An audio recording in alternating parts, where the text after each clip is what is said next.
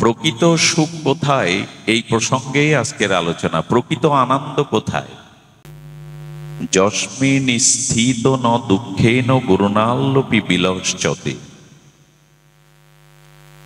ভাগবত বলেন, সচ্চিদানন্দ রূপায় বিশ্বোৎপত্তাদি হেতবে তাপত্রয় বিনাশায় শ্রীকৃষ্ণ বয়ং নমঃ। এই শ্লোকের মর্মাত্ম হল, ভগবান সচ্চিৎ আনন্দ স্বরূপ, তাকে পেলে আর পাওয়ার কিছু বাকি থাকে না, তাকে জানলে আর জানার কোনো অবশেষ থাকে না। আর যাকে দর্শন করলে অন্য কিছু দেখবার আর অপেক্ষা থাকে না, যার তত্ত্ব উপলব্ধি হলে গুরুতর দুঃখেও মন বিষাদগ্রস্ত হয় না,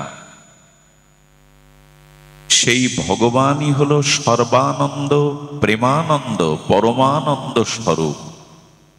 এই আনন্দ বা অত্যান্তিক চমৎকারী রসসুখ ভগবানের ছাড়া অন্য কোথাও নাই।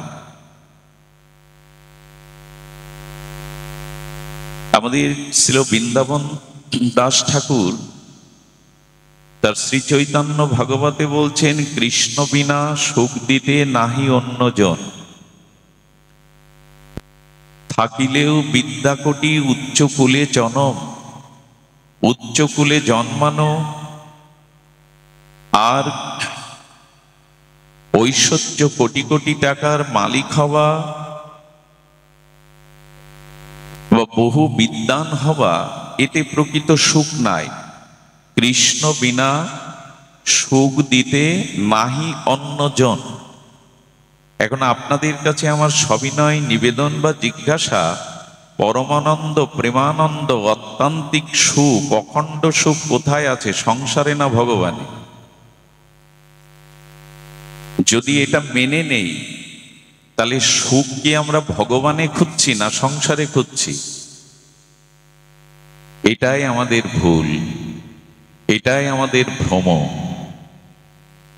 প্রকৃত সুখ কোথায়, এই প্রসঙ্গেই আজকের আলোচনা। প্রকৃত আনন্দ কোথায়, এই প্রসঙ্গেই আজকের পর্যালোচনা, সাক্ষাৎকার। আমরা স্বীকার করছি যে সূর্য সমগ্র আলোর উৎস। পৃথিবীতে যত বৈদ্যুতিক আলো দেখছেন বা আলো দেখছেন, আগুন দেখছেন, এগুলো সূর্য থেকে ধার করা। স্বয়ং প্রকাশ, স্বপ্রকাশ হলো ভাস্কর সূর্য। পৃথিবীতে আগুন এসেছে সূর্য থেকে, এই জন্য প্রদীপ জ্বাললে, আগুন জ্বাললে তার শিখা ঊর্ধ্বমুখে যায়, কারণ ওইখান থেকে আগুনের সৃষ্টি। তেমনি প্রকৃত আনন্দ, প্রকৃত সুখ বা পরমানন্দ, প্রেমানন্দ, চমৎকারী রস আনন্দ যদি থেকে থাকে, ভগবানে আছে, সংসারে নাই। এমনকি সংসারের কোনো বস্তুর মধ্যে, পদার্থর মধ্যে, ব্যক্তির মধ্যে, পরিস্থিতির মধ্যে সুখ নাই। সুখ একমাত্র সচ্চিৎ আনন্দঘন, প্রেমানন্দঘন, সুখের আশ্রয়, সুখের আধার ভগবানেই আছে। না, আমাদের দুর্দশা দেখুন। আমাদের বললে ভুল হলো, আমার বলাটাই উচিত। একবার কর্ণাটক শহরে এক মিষ্টির দোকানে গিয়ে এক ব্যক্তি বলছেন, চপ্পল পাওয়া যাবে? চপ্পল মানে পাদুকা, জুতা। চাচ্ছে কোথায় গিয়ে? বলে, আপনার এখানে চপ্পল পাওয়া যাবে? তো এক এক দেশের ভাষা তো এক এক রকম। দোকানদার মনে করছে নতুন কোনো মিষ্টি বেরিয়েছে, সেই মিষ্টির নাম চপ্পল হতে পারে। উনি বলছেন, আপনি মিষ্টিটা কেমন দেখাতে পারেন? চপ্পল। ওই এক এক দেশের ভাষা তো, আর দক্ষিণ ভারতের ভাষা তো বোঝাই মুশকিল। মাটির কলসির মধ্যে কিছু কাকর দিয়ে নাড়া দিলে যেমন শব্দ হয়, দক্ষিণ ভারতের ভাষা তাই, তামিলের ভাষা ওরকম। তো তখন বলছেন, চপ্পল জাতীয় কি কোনো মিষ্টি চাইছেন আপনি? এটা তো মিষ্টির দোকান, মিষ্টির ঘর, আপনি একটু দেখাতে পারেন? উনি পায়ের চপ্পল বের করে বলছেন, এই চপ্পলই খুঁজছি। বুঝলেন ইনি বোকা। ইনার ওই বোধ নেই যে মিষ্টির দোকানে চপ্পল পাওয়া যায় না, যদিও আজকাল বড় মার্কেটে একই সাথে সব পাওয়া যায়। তো সুখ হলো, আনন্দ হলো ভগবানে, আর আমরা খুঁজছি সংসারে। এটা আমাদের ভুল কিনা? আচ্ছা, যদি বলেন সংসারে কি সুখ তুমি দেখো না, তাহলে এই পৃথিবীর 800 কোটি মানুষ, তার মধ্যে কজন বা গৃহত্যাগী সন্ন্যাসী ব্রহ্মচারী? আর সবাই তো সুখের জন্যই সংসারে আছে। সুখ তুমি দেখতে পাচ্ছ না এই আসরে বসে, যে পৃথিবীর মানুষ সুখ না পেলে এই মানুষ সংসারে থাকতো না। যদি এর উত্তর চান, তবে শাস্ত্র উত্তর দিয়েছেন, সংসারে সুখ নাই, কিন্তু সুখের আশায় মানুষ টিকে আছে, বেঁচে আছে। সাংসারিক সুখটাকে মৃগ তৃষ্ণা বলা হয়েছে। কি তৃষ্ণা? মৃগ মানে হরিণ। হরিণ জলতৃষ্ণায় কাতর হয়ে ছুটতে থাকে, আর জঙ্গলের পাশে মরুভূমিতে তপ্ত রৌদ্রে বালুগুলো যখন তরঙ্গ খেলতে থাকে, অনেক সময় দূর থেকে আমাদেরও ভ্রম হয় ওটা যেন সরোবরের তরঙ্গ বইছে জলের, হয় কি না? বিশ্ব রোড দিয়ে যাবেন চৈত্র বৈশাখ মাসে, বহু দূরে তাকিয়ে দেখবেন বাতাসে যেন রোডের উপরে জলের তরঙ্গ বইছে, এরকম ভান হয় কিনা? তো হরিণ মনে করেছে ওই তো সামনে শীতল সরোবরের জলের তরঙ্গ বইছে, ওখানে গিয়েই তৃষ্ণা নিবারণ হবে। এই ভেবে হরিণ ছুটতে থাকে, জল পাবে তো, মরুভূমিতে জল পাবে তো, অথচ জলের তরঙ্গ মনে করে, সরোবর মনে করে ছুটছে। তেমনি আপনি আমিও ছুটছি, এখন সুখ না হলে আগামীতে সুখ পাবো, পুত্রের কাছ থেকে পাবো, ধনের কাছ থেকে পাবো, হ্যাঁ অমুক ব্যক্তির কাছ থেকে পাবো। মৃগ তৃষ্ণার ন্যায় আমরাও ছুটে বেড়াচ্ছি। সুখ যদি পেতেন, এর মধ্যে একজন ব্যক্তি অন্তত বলতে পারতেন যে আমি চিরসুখী, কিন্তু কেউ বলতে পারবেন না, এ ক্ষমতা আপনাদের নাই। একজন ব্যক্তিও এখানে দণ্ডায়মান হয়ে বলতে পারবেন না বুকে হাত দিয়ে আমি চিরসুখী, জগতে দুঃখ বলে আমার কিছু নেই। এখানে কেন সারা পৃথিবীতে এ কথা বলবার প্রকৃত অর্থে সামর্থ্যবান কেউ নাই। এই জন্য আমি আপনাদেরকে এইটুকু বোঝাবার জন্য শ্রীগুরু প্রসাদে প্রসন্ন দৃষ্টিতে চেষ্টা পাবো যে আনন্দ বলে যদি কিছু থাকে, পরমানন্দ বলে যদি কিছু থাকে, রস আনন্দ যদি বলে কিছু থাকে, তো সচ্চিৎ আনন্দ রসিকেন্দ্র মৌলি রসিকে সকার আনন্দের পরিপূর্ণ প্রকাশ ভগবানেই আছে, ভগবানের ভজনেই আছে। এই ভ্রমটা দূর করা দরকার আমাদের। সুখের মতো দেখায়, কিন্তু সংসারে প্রকৃত সুখ নাই, প্রকৃত আনন্দ নাই। এখানে যেটুকু সুখ বলে জড়িয়ে ধরতে চান, সেটা আপনাকে দুঃখ দেওয়ার জন্য। সুখ ভেবে যেটুকু জড়িয়েছেন, এ পর্যন্ত জড়িয়ে ধরেছেন, তারা দুঃখ দেওয়ার জন্য সুখের আঘাত ধরে আছে। এটাই সত্য, এটাই বাস্তবতা। যা কিছু সুখ ভেবে জড়িয়ে ধরে আছেন, সেগুলো আপনাকে দুঃখ দেওয়ার জন্য সুখের পোশাক পরে আছে, কিন্তু জড়িয়ে ধরলে দেখবেন ওটা দুঃখই। এই জন্য মানুষ তো আনন্দের অন্বেষী, মানুষ তো আনন্দ চায়, আনন্দই তার একমাত্র কাম্য। কিন্তু সেই আনন্দ কোথায় পাওয়া যাবে? সুধীজন, ঠাকুর মশাই ছিল নরোত্তম ঠাকুর এখানে বলছেন, দেবলোক পিতৃলোক পাই তারা মহাসুখ। শুধু ভজন করলে আপনি সুখী হবেন না, আপনার পূর্বপুরুষ যারা গত হয়েছেন, সেই পিতৃলোক দেবলোকও খুশি হয় আপনি যদি ভগবানের মধ্যে, ভজনের মধ্যেই আনন্দ খুঁজে পান। দেবলোক পিতৃলোক পাই তারা মহাসুখ। আচ্ছা, আপনি এখানে ভগবত ভজন করছেন, তাতে দেবলোকের শান্তি হচ্ছে কেন? প্রীতি পুরুষগণ পিতৃলোকে শান্তি পাচ্ছেন কেন? সাধু সাধু বলে অনেকক্ষণ, শুধু শান্তি পায় না, পূর্বপুরুষ দেবগণ বলে সাধু সাধু, ধন্য ধন্য, তাকে ধন্যবাদ জ্ঞাপন করে, সাধু সাধু বলে তাকে স্তুতি করে। যুগল ভজন যারা প্রেমানন্দে ভাসে তারা, তাদের নিছনি ত্রিভুবন। যারা যুগলের উপাসনা করে, রস উপাসনা করে, শ্রীধাম আনন্দ কাননে, শ্রীধাম বৃন্দাবনে প্রেমময় নিকুঞ্জ মন্দিরে যারা অপর আনন্দ মাধুর্য সৌন্দর্যের পরাকাষ্ঠা যুগলের উপাসনা করে, যারা নবদ্বীপ চন্দ্রের শ্রী নিতাই চাঁদের মহাপ্রভুর এই পরম আনন্দ স্বরূপ সংকীর্তন রস আনন্দে অবগাহন করে ডুবে যায়, তাদের আনন্দতে ত্রিভুবন নেচে ওঠে, পিতৃলোক আনন্দে নেচে ওঠে, স্বর্গলোকের দেবতারাও আনন্দে নেচে ওঠে এবং তাদেরকে তারা অশেষ ধন্যবাদ দিয়ে তারা তাদেরকে আশীর্বাদ বর্ষণ করে। এত আনন্দ পাচ্ছে কেন? বলো, ভগবত চরণে যদি আশ্রয় নিয়ে আপনি ভগবত ভজন করতে পারেন, তার দ্বারা সেই পিতৃলোক মনে করে আনন্দ পাবে কেন? আচ্ছা, যারা মারা গেছে পূর্বপুরুষ তারা আনন্দ পাবে কেন? তারা আনন্দ পাবে এই জন্য, আমি বংশের উত্তর পুরুষ রূপে যাকে রেখে এসছি সে এখন রাধা মাধবের যুগল ভজন করছে, সে এখন শুদ্ধ ভক্তি ধর্ম আশ্রয় নিয়ে আর ভগবত ভজন করছে। এর দ্বারা পিতৃলোকে আনন্দ পায় কেন? পূর্বপুরুষ ও যদি বৈষ্ণব হতে পারে, শুদ্ধ ভক্তির অধিকারী হতে পারে, ভগবত চরণে প্রেম ভক্তি লাভ করতে পারে, তবে আমাদের 21 কুল উদ্ধার হয়ে গোবিন্দ চরণে চলে যাবে। আরে ভগবত ভজন করলে শুধু আপনি আনন্দ পান না, আপনি সুখ পান না, আপনার 21 কুল যারা পূর্বপুরুষ চলে গেছে তারা নাচতে থাকে, এইবার আমাদের উদ্ধার হবে, এবার আমরাই গোবিন্দ চরণ পাবো। টাকা পয়সা, স্ত্রী পুত্র, বৃদ্ধ বৈভব, গাড়ি বাড়ি পেলে পিতৃপুরুষ আনন্দ পাবে তো, ওর দ্বারা তাদের উদ্ধার হয়। প্রহ্লাদ মহারাজকে নৃসিংহদেব বলছেন, প্রহ্লাদ, তোমার 21 কুলে পরবর্তীতে যারা জন্মাবে আমি নিজ হাতে দত্ত হলেও তাদের বধ করব না, আত্মসাৎ করে আমার চরণে নিয়ে নেব।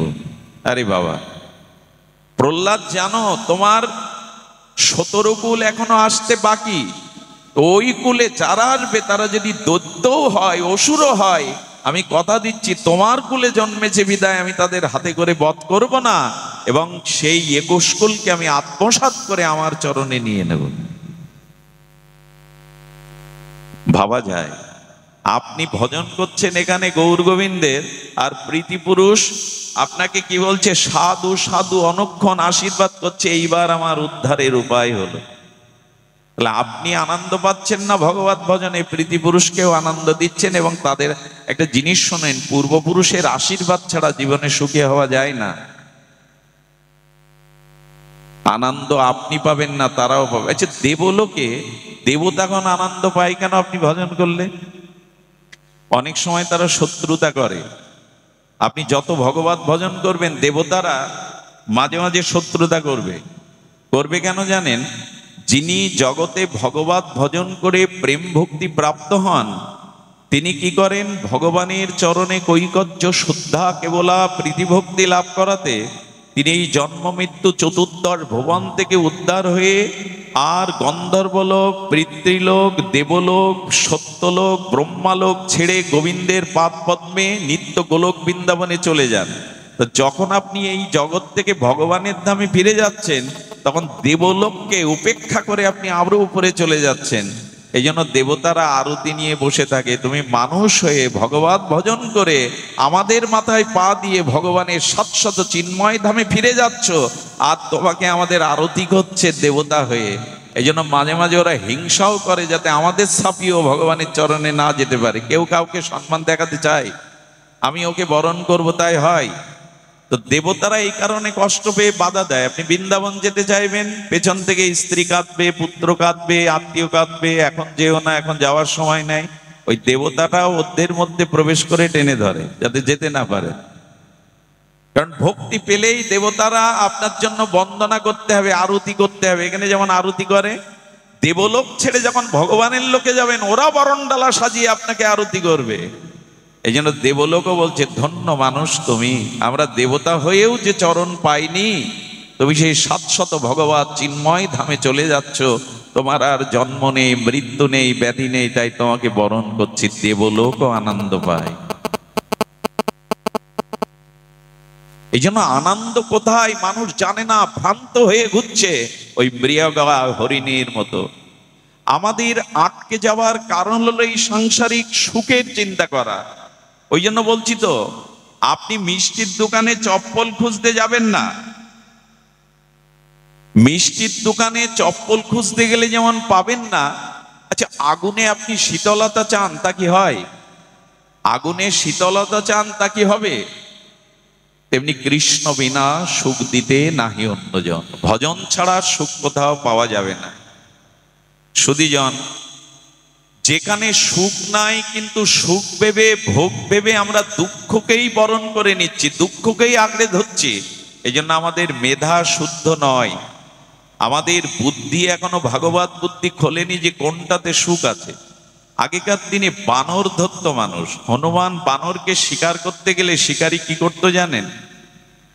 শিকারী কুমোরের কাছ থেকে একটা কলসি নির্মাণ করত, যে কলসির মুখটা, ভাণ্ডের মুখটা বানরের একটা হাত সরলভাবে প্রবেশ করতে পারবে, এরকম দেখে ওই সাইজের মুখ গহ্বর তৈরি করত। আর ওই কলসির মধ্যে চানা ভাজা, ছোলা ভাজা, মামফলি, বাদাম ভাজা, বিভিন্ন গন্ধ মশলা যুক্ত করে আস্বাদ্য করে ওর মধ্যে খাবার রাখতো। তার কারণ বানর মামফলি, বাদাম খুব ভালোবাসে, মশলাযুক্ত চানা, ছোলা খুব ভালোবাসে। আর ওই মশলার গন্ধে আমোদিত হয়ে বানর এসে সরাসরি হাত দিয়ে দিল। হাত দিলে আবার হাত টেনে বের করবে, কিন্তু বের করতে পারছে না, কারণ হাতটা দিয়েছে সরল ভাবে, কিন্তু ওর মধ্যে যে মশলা আছে ওইটা মুট করে ধরেছে। আচ্ছা যখন মুট করে ধরেছে, ভাণ্ডের মুখটা তো ওইভাবেই শিকারের জন্য কৌশল করা যে মুট করলে মুঠো বড় হয়ে যাবে আর বেরোবে না। এখন বানর ওই মশলার স্বাদযুক্ত আস্বাদ্য আনন্দ খাবে বলে জিহ্বার লালসায় হাতে মুঠো করলো।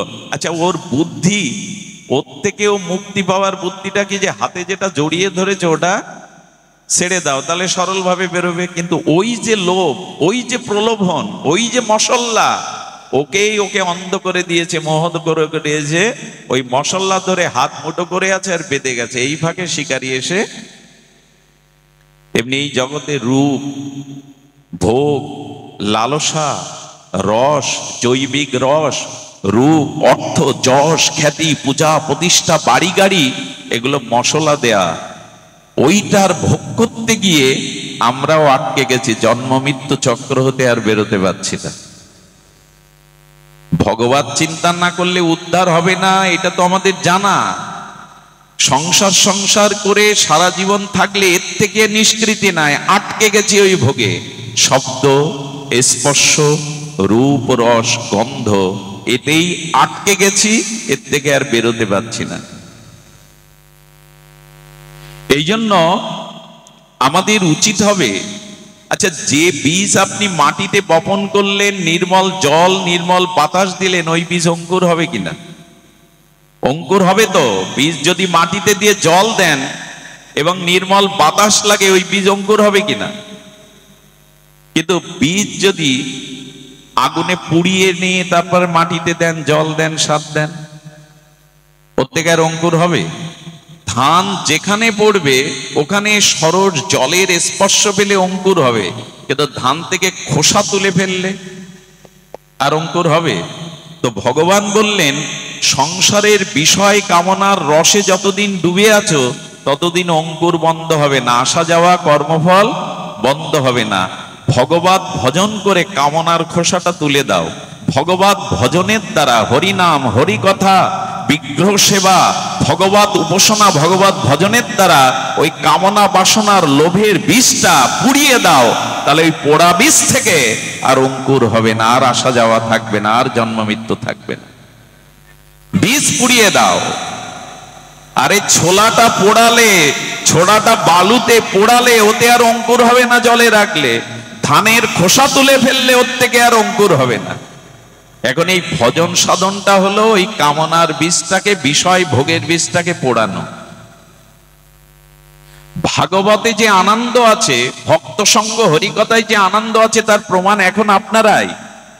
এখানে অনেক বিত্তশালী লোক আছেন, আভিজাত্য শ্রেণীর মা বোনেরা আছেন, এখানে অনেকেই অনেক পদাধিকারী ব্যক্তিত্ব আছেন, কিন্তু এইখানে আপনাদের এই গরমের মধ্যে বসিয়ে রাখা মাটিতেই না আছে একটু জলযোগ, না আছে চা বিস্কুট যোগ, না আপনাদের কোনো কথা বলার সুযোগ দেয়া হচ্ছে। একজন বলছে আর আপনারা বসে বসে শুনছেন, এর থেকে কষ্ট আর জগতে অন্য কোথাও নেই, অন্য সময় পারবেন না এটা।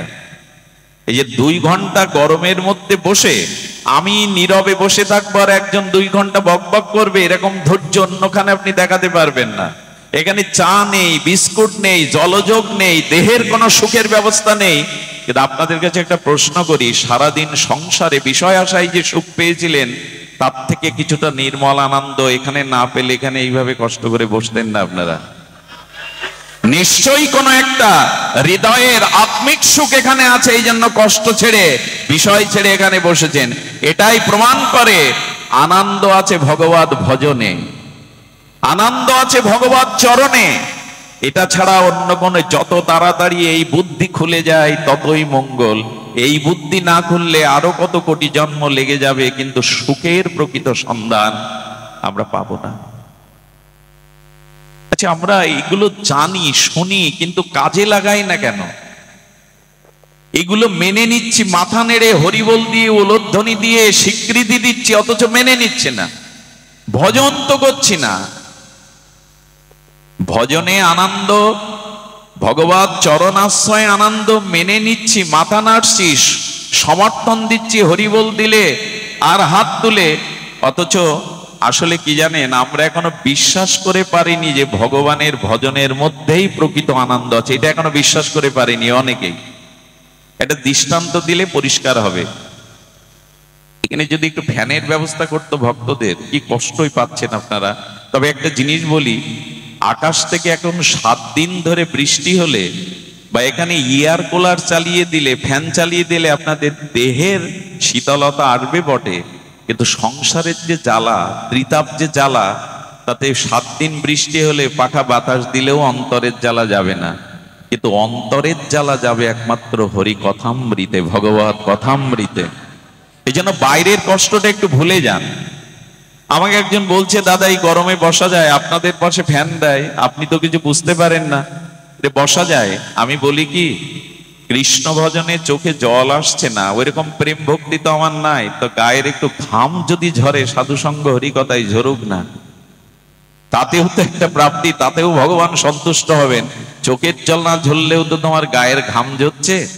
সংসারের জন্য কতকাল খাটো, মাথার ঘাম পায়ে ফেলো, আর ভগবত ভজনে এসে একটু ঘাম ঝরুক না, একটু জগতের কষ্ট হোক না, কিন্তু ভেতরে আনন্দ পাবে। আমাদের বিশ্বাস আসেনি যে ভগবত নামে, ভগবত ভজনে আনন্দ আছে। অধিকাংশ মানুষের এই স্থান, এই বিশ্বাস, এই জাতীয় আস্থা আসেনি। একটা প্রমাণ নেন। আচ্ছা, বলো হরি, এই শব্দের অর্থ কি? হরি বলো, এটা কি অমঙ্গল শব্দ না মঙ্গল শব্দ? একটু কথা বলতে হবে আপনাদের। হরি বলাটা কি অমঙ্গল শব্দ? বরঞ্চ শাস্ত্রে বলেছে, এক হরি বললে কি হয় শুনুন। হরি নামের বহুত অর্থ, 2 মুখ্যতম। হরি নামের অনন্ত অর্থ, হরি অনন্ত, তার নামের মহিমা অনন্ত, কিন্তু হরি নামের মুখ্য অর্থ 2টি। হরি নামের বহুত অর্থ 2 মুখ্যতম। সর্ব অমঙ্গল হরে, প্রেম দিয়ে হরে মন। যেই হরি বললেন, 2টো কাজ হবে। এক, অনন্ত জন্মের পাপ অমঙ্গল হরে নেবে হরি নামে, আর হরণ করে, মনটাকে হরণ করে আপনার মনে ভগবান প্রেম দিয়ে দেবে। এক হরি নামের এরকম মহিমা। হরি নামের বহুত অর্থ 2 মুখ্যতম।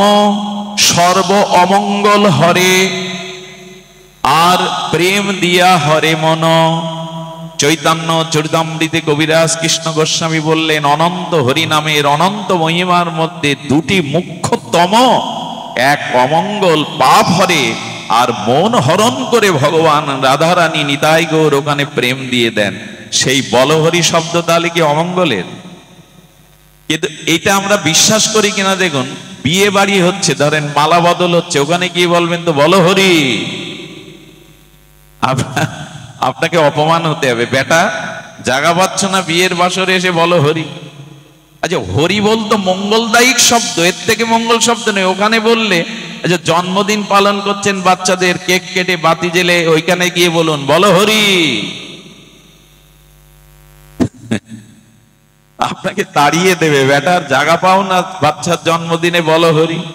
আচ্ছা, ও তো হরি বলা হচ্ছে, তো ওই আস্থাটা নেই কেন? নেই কেন জানেন? সর্বসময় হরিনাম মঙ্গলময়, হরি নাম আর হরি এক, অভিন্ন, স্বরূপে অভিন্ন, আজই বিশ্বাস হয়নি, নাহলে ওখানেও আমরা মেনে নিতাম। সুধীবৃন্দ, আর এই বলহরি নিয়ে আমাদের একটা ভুল ধারণা আছে। বলহরি মানে মরে গেলে মরা ব্যক্তির উদ্দেশ্যে মৃত সব শ্মশানে নিয়ে যেতে বলতে হয়। বলো না গো, যে মরে গেছে তাকে আর বলে কি করবেন? সে বলবে, সে শুনবে? বলহরি কখনো মৃত লাশের জন্য বলা হয় না।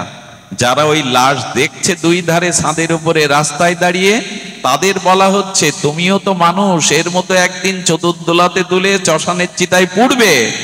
ওর তো আর বলা হলো না, ও আর বলার সময় পেল না সংসারে, তো তুমি ওকে দেখে শেখো, এবার তুমি হরি বলা ধরো, তোমারও এই দশা আসছে। এই জন্য মরার জন্য হরি বলহরি না, বেঁচে থাকে যাবে আমার তো মনে হয় বলহরি বারবার বলা দরকার। ওই সময় হরি বল, হরি বলটা না মনে গেলেও বলহরিটা আমাদের চমকে দেয়। এই জন্য রাম নাম সত্য, হে ভগবানের নাম সত্য, কিন্তু দোকান খুলেই যদি দোকানদারকে বলেন বলহরি, ও আপনার দিকে তাকাবে না, আর তিরস্কার করবে। তার মানে এখনো বিশ্বাস আসেনি আমাদের হরি নামের মধ্যে মহামঙ্গল আছে। আমরা আমাদের মতো বুদ্ধিতে বিচার করে নিয়েছি। হরি হরি করে কি হবে, হরি হরি করে যে কি হবে, এই বুদ্ধি কবে আসবে জানেন? সাধু সঙ্গ করলে আসবে, ভাগবত শ্রবণে এই বুদ্ধি আসবে। আপনি যতদিন শুদ্ধ সাধুমুখে হরিকথা শ্রবণ কীর্তন না করবেন, যতদিন ভাগবত জ্ঞান চেতনা আপনার মধ্যে উদয় না হবে, ততদিন এই মঙ্গল আপনি অনুভব করতে পারবেন না। এই উপলব্ধি আপনি কেমন জানেন? শিশুকে পুতুলগুলো কেড়ে নিয়ে, ওই পুতুল খেলা অবশ শিশুর কাছ থেকে মাটির পুতুল কেড়ে নিয়ে একতলা সোনা দিয়ে বলুন, সোনা সোনামণি, মাটির কোনো দাম নেই, এই সোনার অনেক দাম, নিয়ে নাও, তুমি মাটির পুতুল দাও। দেবে তো? ও ছটফট করে কাঁদবে আর বলবে আমার খেলার সাথী দাও, আমার বরবধূ পুতুল দাও, আমি সোনা নেব না, ফেলে দেবে। এর একটাই কারণ, সোনার যে মূল্য তা বোঝবার মতো ওর জ্ঞান বা উপলব্ধি হয়নি। আবার ওই যখন বড় হবে তখন মাটির খেলনা পুতুলগুলো ছুঁড়ে ফেলে ওই টাকা সোনাকেই জড়িয়ে ধরবে। তেমন আমাদেরও এই বোদাসিনী সংসারে যে একমাত্র পরমানন্দ, একমাত্র জীবনের পরম প্রেয় শ্রেয় হলো ভগবানের নাম, ভগবত ভজন। এই চেতনা খুলবে না। আপনি যতই লেখাপড়া আর যতই আপনি উচ্চ দীক্ষা শিক্ষা জ্ঞান আপনি যতই জগতে অর্জন করেন, সাধু সঙ্গ বিনা বিবেক না হই, রাম কৃপা বিনা সুলভনা সহিত। তুলসী গোস্বামী দাস বললেন, ওরে এই জগতে ভাগ্যবানকে, যার ঘরে সুন্দরী স্ত্রী আছে, যার 5 তলা বাড়ি আছে, যার সিন্ধুকবর্তী সোনাদানা অর্থ ব্যাংকে টাকা গচ্ছিত আছে, ও তো একটা সন্ত্রাসীর বাড়িও থাকে, ও তো একটা চোরের বাড়িতেও থাকে। থাকে না? অনেক ডাকাতের বাড়ি দালান থাকে না? ডাকাতের স্ত্রী সুন্দরী হয় না? ডাকাতের ব্যাংক ব্যালেন্স নাই? তা যদি তোমার বাড়িও থাকলো, তাহলে ভাগ্য কোথায় একজন ডাকাত আর তোমার? বলো, ডাকাতের বাড়িতে সাধুর চরণ ধুলি পড়ে না, ডাকাতের বাড়িতে হরিভজন হয় না, এই জন্য সে দুর্ভাগা। তোমার বাড়িতে যদি হরিভজন হরিনাম ভগবানের বিগ্রহ সেবা হয়, এই জন্যই তুমি ভাগ্যবান। গাড়ি বাড়ি সুন্দরীর জন্য তুমি ভাগ্যবান নও। তুমি ভাগ্যবান, তোমার গৃহে যুগল আছে, তোমার গৃহে সকাল সন্ধ্যা উলধ্বনি হয়, সংকটধ্বনি হয়, তোমার গৃহে করতাল কাসর বাজিয়ে সকাল সন্ধ্যা ভগবানের দিব্য নাম হয়, এই জন্য তুমি ভাগ্যবান। নালে টাকা সুন্দরী রমণী সোনা দানা তো দস্যুর বাড়িও থাকে, সে ভাগ্যবান হবে? একটা জিনিস শুনুন, ভজন পথে আসুন। মানুষ এখন মানসিক অশান্তিতে ভুগছে। এর মধ্যে এমন কোন মানুষ নাই যাদের মানসিক তাপ নাই। আত্মহত্যার প্রবণতা বাড়ছে, মানুষের উন্মাদনা বাড়ছে, মানুষ ড্রাগগ্রস্ত হয়ে যাচ্ছে। কিশোর যারা, সেই কিশোররা আজ খেলাধুলা বিনোদন সৃজনশীল কাজ ছেড়ে তারা আজকে সমাজের অসামাজিক কার্যকালে খুন রাহাজানি ড্রাগ আসক্ত হচ্ছে। এর একটা কারণ কি জানেন? মানসিক শান্তি যাতে হয়, মানুষকে তাই দেওয়া যাচ্ছে না। মানসিক প্রশস্তি, মানসিক শান্তি একমাত্র ভগবানের ভজনে আসে। আচ্ছা, আপনার জল পিপাসা লেগেছে, আমি আপনাকে টাটকা মধু খেতে দিলাম, তৃষ্ণা কমবে? মধু তো উৎকৃষ্ট জিনিস, কিন্তু কমবে না। সুধীবৃন্দ ধ্যান দিন তো, এতে পিপাসা যাবে না, পিপাসা আরো বেড়ে যাবে। এই জন্য বললেন আত্মা যেটা চাই তাই দাও, তবেই ও শান্তি পাবে। আত্মশান্তি পেতে গেলে আত্মার খোরাকটা দাও। তুমি তো চোখের খোরাক দিচ্ছ, কানের খোরাক দিচ্ছ, শব্দ স্পর্শ রূপ জিহ্বার রস দিচ্ছ, কিন্তু আত্মাটা যে কঙ্কাল হয়ে গেল, আত্মার খাদ্য হরিকথা, হরিনাম, ভগবত ভজন, আত্মাকে দিচ্ছ না। এই জন্য আত্মা অতৃপ্ত থাকলে মরার পরেও তুমি শান্তি পাবে না। বেঁচে থেকে কি অতৃপ্ত আত্মা পরলোকে গিয়েও শান্তি পাবে না। আত্মার খাদ্যটা দিন। আচ্ছা, গাড়ি চালায় তাকে কি বলে? ড্রাইভার। ড্রাইভারের খাদ্য আর গাড়ির খাদ্য এক। ড্রাইভার কি পায়? অন্ন, জল, সবজি, মাছ ইত্যাদি পায়। আর গাড়ি ভাই তেল, মোবিল। এটা বদলে দিন। ড্রাইভারের খাদ্য গাড়িকে দিন, আর গাড়ির খাদ্য ড্রাইভারকে দিন। পরিণাম কি হবে? গাড়িও চলবে না, ড্রাইভারও বাঁচবে না। তো আত্মার খাদ্য আর দেহের খাদ্য আলাদা। আত্মা চাই ভগবানের নাম, ভগবানের রূপ, ভগবানের লীলা, এইগুলি আত্মার খাদ্য, যেটা আপনারা এখন দিচ্ছেন। আত্মা সুন্দর হলে, আত্মা পরিতৃপ্ত হলে এই জগতে আপনার অশান্তি বলে কিছু পাবেন না, এই জগতে আর দুঃখ বলে কিছু দেখবেন না। যথা তরুমূলং নিষেচন, গাছের বৃক্ষের গোড়াতে মূলে জল দিলে শাখা পোশাকায় পল্লবিত হয়ে ফুল ফল পল্লবাদ হয়, কিন্তু যদি গোড়ায় জল না দিয়ে শাখা পোশাকায় জল দেন, ও গাছ বাঁচানো যাবে না। ঠিক তদুপরি আত্মা যদি শান্তি পায়, আত্মার খাদ্য যদি ভগবত ভজন দিতে পারেন, পুরো জন্মটাই আনন্দে ঝকমক করবে। শাখা পোশাকায় যেমন ফুল ফল হয়, গোড়ায় তো জল ঢালি না। আত্মা যে আপনার ভেতরে, ওই হলো প্রিয়, ওই হলো সুখ, ওই হলো আনন্দ। এটা কি বুঝি? এখন আপনি এখানে মারা যান, পৃথিবীর সমস্ত বিষয় সুখ আর আপনার জন্য না। মৃত ব্যক্তি কোনো সুখ ভোগ করতে পারবে? কেন? দেহ আছে তো, চোখ মুখ আছে তো, তার স্বামী আছে, তার পুত্র কন্যা সংসার আছে, সে আর সুখ পাবে না কেন মরে গেলে? বলো সুখ যাতে পাওয়া যেত, সেই আত্মাই চলে গেছে। এখন ওই দেহ নিয়ে, পচা গলা দেহ নিয়ে আর কোনো সুখ? তাহলে মূল সুখের আশ্রয় কি দেহ, বাড়ি গাড়ি, স্ত্রী পুত্র? মূল সুখের আশ্রয় আত্মা। সেই আত্মাটা যে কঙ্কাল হয়ে গেল, তাকে কি দিলেন? কিছু মনে নেবেন না।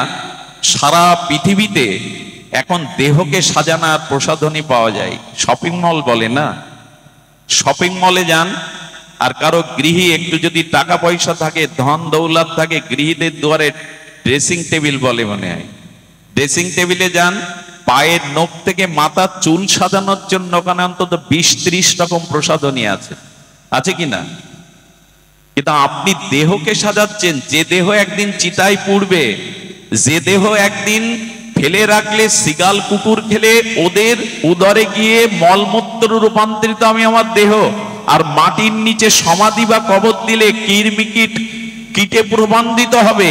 এ দেহে ক্যান্সার হলে যদি থেরাপি দেন, চিনতে পারবেন না তাকে।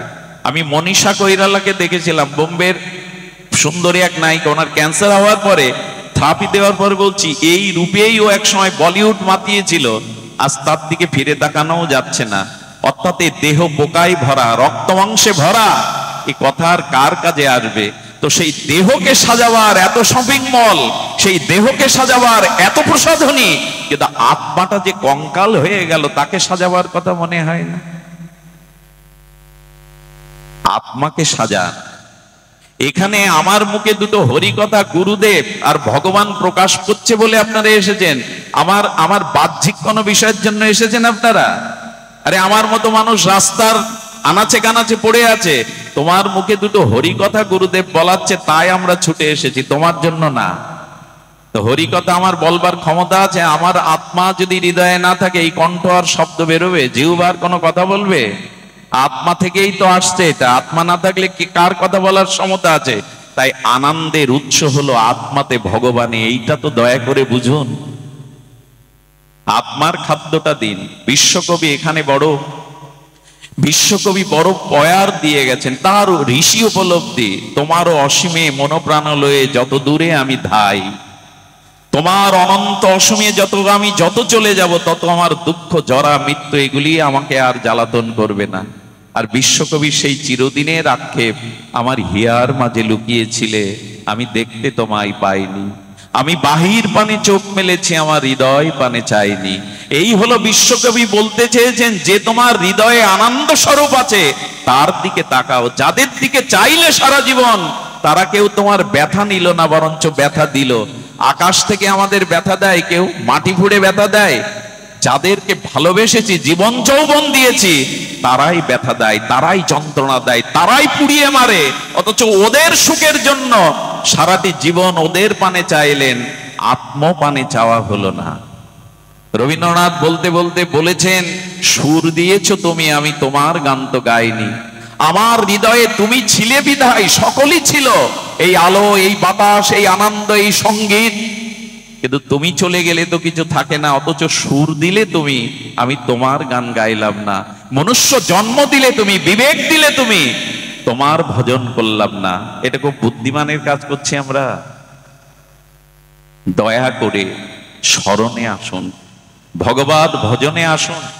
স্বামী বিবেকানন্দ ল কলেজের ছাত্র ছিলেন কলকাতায়, অত্যন্ত মেধা সম্পন্ন ইনি।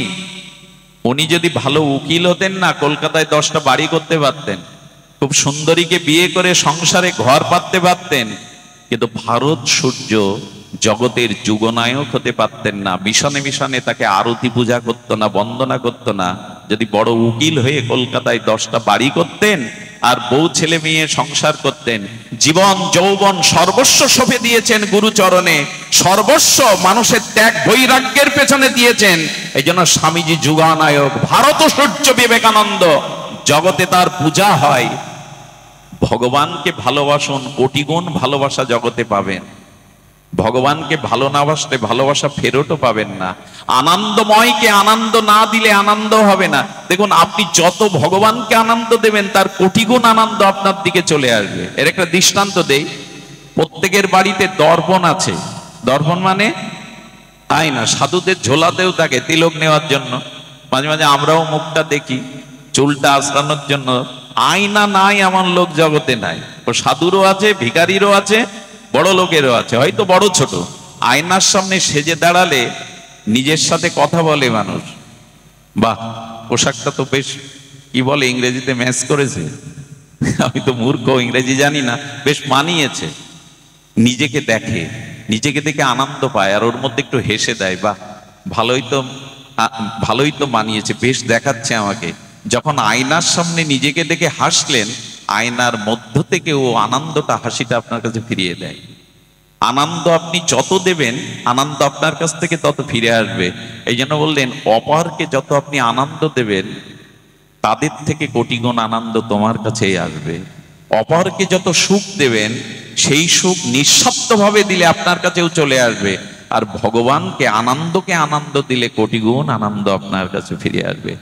সেই আনন্দ যদি একবার পান, সেই আনন্দ যদি একবার পান, গুরুনাল্লপি বিলাসচতে, গীতায় ভগবান বললেন, অতি ঘোরতর দুঃখেও তুমি দুঃখিত হবে না, অতি ঘোরতর বিষয় মধ্যেও, তোমার পতনের মধ্যেও তুমি ভগবানের কৃপা আনন্দ খুঁজে পাবে। দুঃখও তোমায় তখন দুঃখ দিতে পারবে না।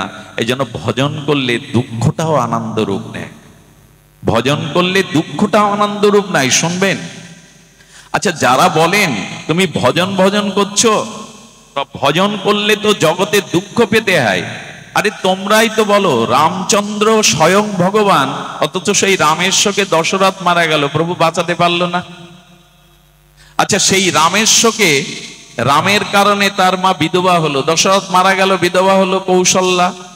তা রাম, তুমি ভগবান, তুমি বনবাসে গেলে, তার কারণে পিতা মারা গেল, তোমার মা বিধবা হলো, এসব আটকাতে পারলে না, তো তুমি ভগবান কেন?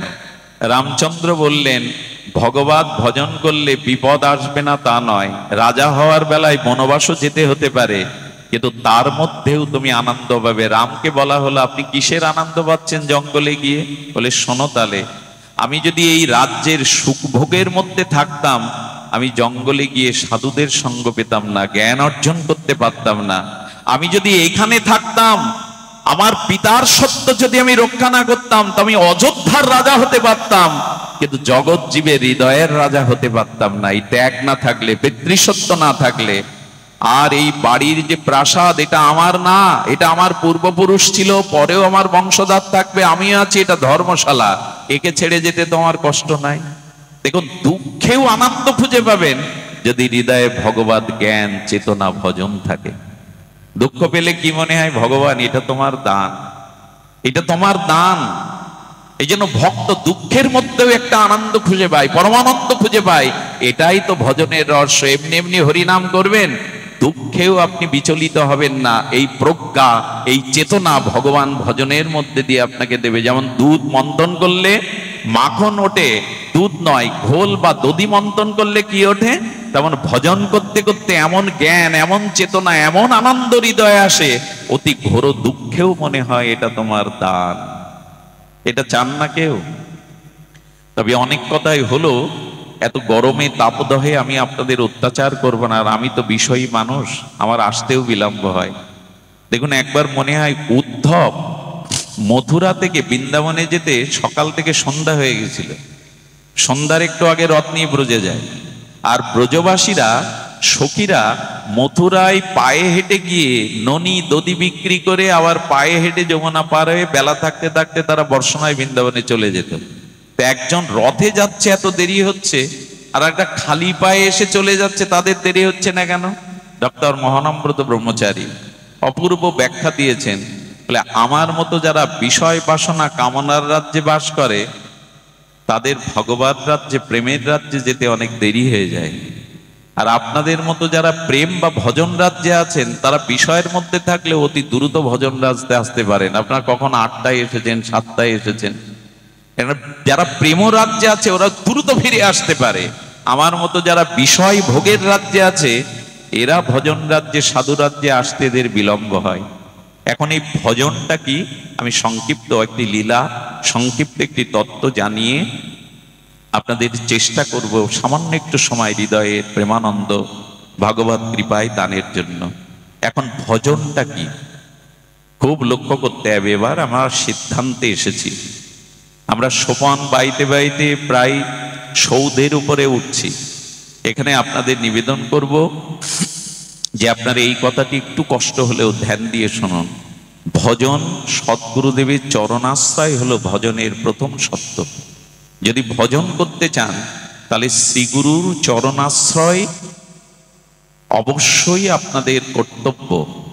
শ্রীগুরু চরণাশ্রয় ব্যতীত ভজন শুরু হবে না। আচ্ছা, আপনি যদি মেডিকেলের বই বাড়ি বসে বসে পড়েন, আপনি এমবিবিএস এর স্বীকৃতি পাবেন? ওই একই বই যদি আপনি কোনো মেডিকেল কলেজে পরীক্ষায় উত্তীর্ণ হয়ে পড়াশোনা করেন,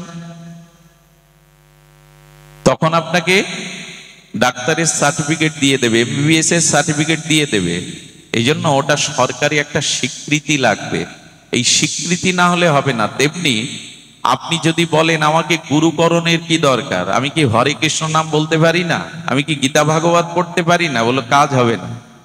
কাজ হবে না হলেও আপনি প্রকৃত কল্যাণ পাবেন না। কারণ আপনাকে মেডিকেলের বই বাড়ি বসে পড়লে হবে না, ওইটা প্রফেসর বা শিক্ষকদের কাছে পড়তে হবে, ওদের কাছে ট্রেনিং নিতে হবে, আবার 1 বছর ওদের পেছনে ঘুরে ঘুরে বাস্তব অভিজ্ঞতা অর্জন করতে হবে, এরপরে আপনাকে সার্টিফিকেটটা দেবে। ঠিক তেমনি শ্রীগুরু চরণ আশ্রয় ব্যতীত, শ্রীগুরুর কাছ থেকে ভজন শিক্ষা ব্যতীত ভজন রাজ্যে আপনার পরিবেশ অধিকারী নাই। কিন্তু হিন্দুদের এই একটা, সনাতন হিন্দুদের এই একটা জায়গায় দুর্বলতা আছে। বাচ্চার গান শেখানোর জন্য গানের মাস্টার, ফুটবল খেলা শেখানোর জন্য কোচার, ক্রিকেটার করবে বলে কোচার, এমনকি অঙ্ক শেখানোর জন্য অঙ্কের মাস্টার, ইংরেজির জন্য আলাদা মাস্টার। এখন তো বাচ্চাদের সে পড়তে পড়তেই সারাদিন চলে যায়। সব বোঝেন যে তবলা বাজাতে গেলে মাস্টার লাগে, ক্রিকেট শিখতে গেলে কোচার লাগে, ফুটবল শিখতে গেলে কোচার লাগে, প্রশিক্ষক লাগে, অঙ্ক শিখতে গেলে অঙ্কার মাস্টার লাগে। মানুষ হতে গেলে, যে ভগবানের জ্ঞান অর্জন করতে গেলে যে গুরু লাগে, এটাই আমাদের পরিবারের, হিন্দু পরিবারের অনেকেই মনে করেন আরে দীক্ষা আবার কি, দীক্ষা আবার কি, পড়াশোনা কর, ডিগ্রি অর্জন কর, চাকরি বাকরি কর, দীক্ষা আবার কি। আর এখন দীক্ষা নেওয়ার সময় হয়নি। 5 বছর বয়সের বাচ্চাদের কানে একটু হরিনাম দিয়ে দিতে হয়, ওই বিষটা ভেতরে দিয়ে দিতে হয়। যেমন বর্ষাকালে বর্ষা স্নাত হলে মাটির গহ্বরে যে বীজগুলো লুকিয়ে থাকে, বীজ ওটা অঙ্কুরিত হয়, হয় কিনা? বর্ষাকালে অনেক আগাছা জন্মায়, বীজগুলো ছিল বলে, জল পেয়েছে বলে। বীজ না থাকলে অঙ্কুর হতো না। তখন হরিনামটা 5 বছর বয়সে সন্তানদের কর্ণে দিয়ে দিতে হয়, পরবর্তীতে সাধু সঙ্গে গুরু কৃপায় ওটাই প্রেম ভক্তির লতা হয়ে দেখা দেয়। আমরা বলি পর, কিন্তু দীক্ষা দেওয়ার তালে নেই।